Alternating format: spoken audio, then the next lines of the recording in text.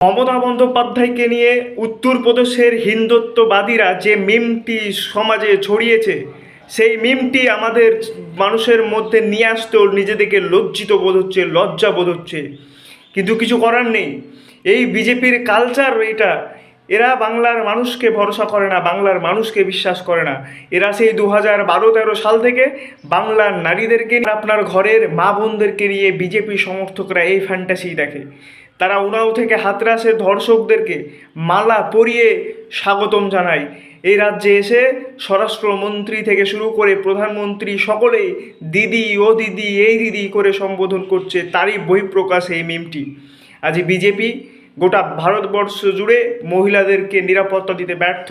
আর এক নির্বাচিত তিনবারের মুখ্যমন্ত্রী, সব থেকে বড় কথা, একজন মহিলাকে নিয়ে এই ধরনের কুরুচিকর মিম পোস্ট করছে বিজেপির সমর্থকেরা, হিন্দুত্ববাদী সমর্থকেরা।